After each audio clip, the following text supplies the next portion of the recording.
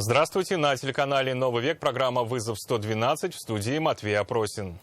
И сегодня мы покажем мотоциклиста, закрывшего сезон в самом его начале. Будете проходить освещенное состояние алкогольного опьянения прибором алкотестер детектив.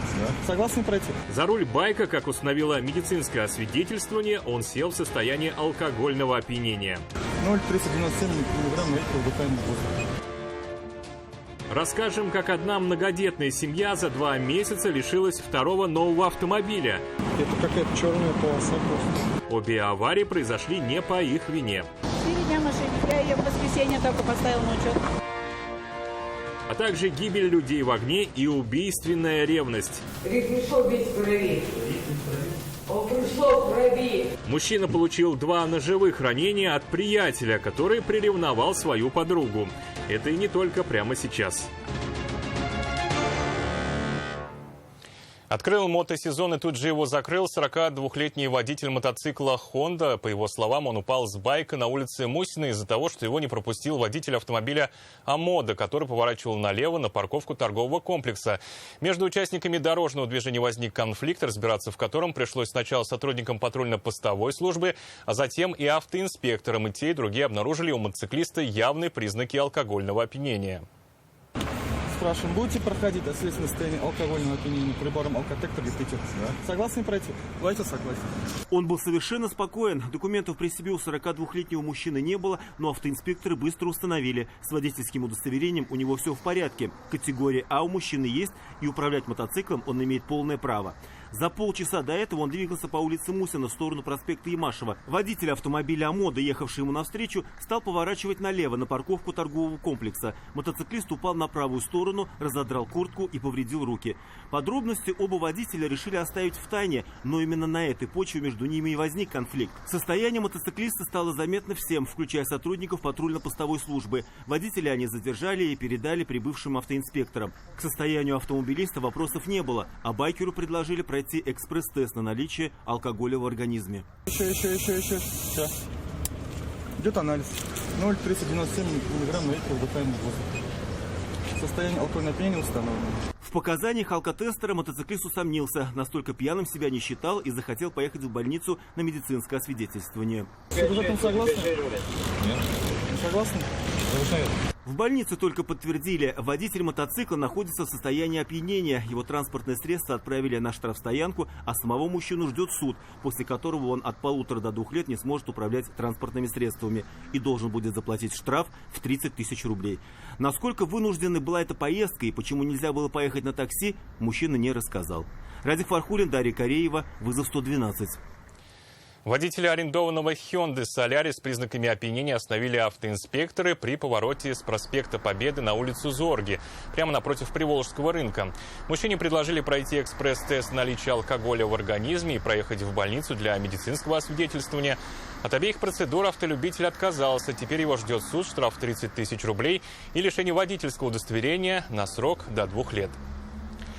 3 автомобиля, 2 кроссовера «Черри» и легковой БМВ столкнулись на проспекте Ямашева рядом с перекрестком с улицы Адарадского.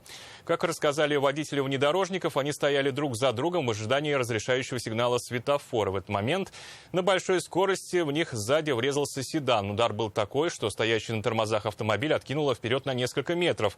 Автомобилю, принявшему на себя основной удар, всего 4 дня. И это одна из первых поездок машины после выезда из автосалона.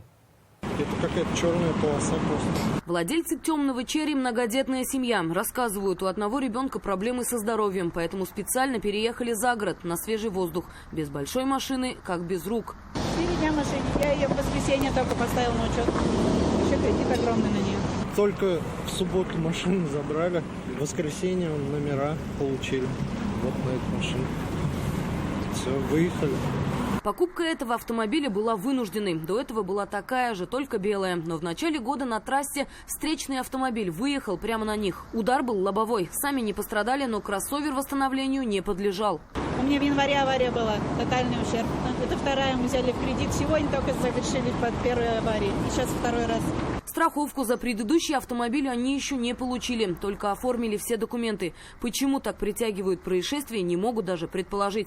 Остановились перед стоящими на светофоре автомобилями, и тут резкий толчок сзади. И их отбрасывает на впереди стоящую машину. Водитель БМВ ничего придумывать не стал. Он, говорит, отвлекся и влетел. Вот так вот. Меня откинуло на него, все.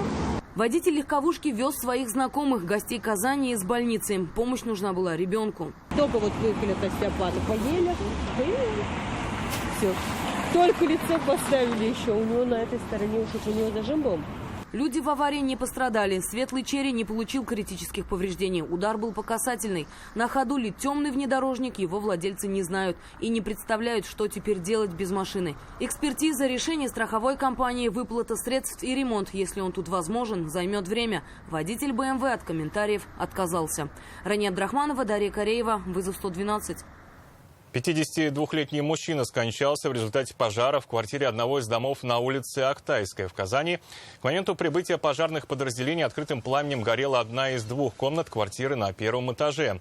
Общая площадь возгорания составила 8 квадратных метров. Во время тушения пожарные обнаружили лежащего у дивана мужчину в бессознательном состоянии. Его передали медикам. Врачи пытались реанимировать пострадавшего, но их усилия остались тщетны. Оставалось только констатировать смерть человека. Предположительно, из-за неосторожности при курении в доме в Бугульме сегодня погиб мужчина. В 11 часов 53 минуты в пожарную охрану поступило сообщение о пожаре в частном бревенчатом доме на улице Краснослободская. Площадь пожара составила 10 квадратных метров. С огнем полностью справились через 24 минуты. В ходе тушения пожарные и нашли внутри жилища бездыханное тело хозяина. 2 удара ножом в область плеча и шеи получил 35-летний мужчина, который в компании своей подруги и друзей, тоже пары, распивал алкоголь в квартире одного из домов на улице Королева в Казани. Раненого срочно госпитализировали, а прибывшим стражам порядка пришлось разбираться в произошедшем. Ясно было одно – причиной потасовки с поножовщиной стала ревность. Я говорю, вызвали скорую. Она говорит, зачем? Я говорю, вызвали скорую. Прибывшие на место врачи скорой помощи в квартире дома на улице Королева обнаружили окровавленного 35-летнего мужчину. Пришел весь в крови. Он пришел в крови. У пострадавшего мужчины было 2 ножевых ранения в область плеча и шею. Раненого срочно госпитализировали. Стражи порядка по подозрению в совершении преступления и для выявления всех обстоятельств задержали и доставили в отдел полиции мужчину и женщину, сожителей, с которыми пострадавший со своей подругой распивали спиртное. Я не буду вам показывать свои лица. Соседи произошедшему не удивились. Говорят, пьянки в этой квартире дело постоянное. Живут там женщина и ее взрослый сын. Но все равно беспокоились. Какие бы ни были, но все же люди. Ну, они же это так постоянно здесь. Кого-то вроде, ну, не знаю. Ничего не говорят, не знаю. Я тоже переживаю, думаю, соседку узнаю, пока никто ничего не говорит. Впрочем, и в таком соседстве некоторые жильцы подъезда находят плюсы. Хотя круглые сутки и в подъезде, и около ходят нетрезвые люди. Но и стражей порядка тут больше, чем где бы то ни было. Ну, здесь я их вижу гораздо чаще, чем по другим адресам, где живу. Ну, хорошо, приятно. А то все время в подъезде они наблюдаются правоохранители. Стражи порядка выяснили, в этой квартире пили 2 пары, 2 мужчин и 2 женщины. И все было хорошо, пока между уже нетрезвыми людьми не проскочила искра ревности. Один из мужчин приревновал свою спутницу к другому. В какой-то момент между мужчинами возник конфликт, который перерос в потасовку. В результате чего один из них получил ножевое ранение в районе шеи и плеча. 35-летний пострадавший был госпитализирован в медицинское учреждение. Мужчина 1984 года рождения был задержан и доставлен в отдел полиции. Процессуальное решение будет зависеть в том числе от тяжести ран, полученных пострадавшим, и его желания написать заявление. Пока же по данному факту проводится проверка. Вероника Гайнудинова, Дарья Кореева, вызов 112. Это все, о чем сегодня мы успели вам рассказать. Обо всех происшествиях вы можете сообщать нам по телефону 570 50 50 или на мобильный 89869 112 112. Также мы доступны и в социальных сетях. Присылайте видео, снятые вами. В студии был Матвей Опросин. До встречи. Не бросайте вызов судьбе. Вдруг она его примет.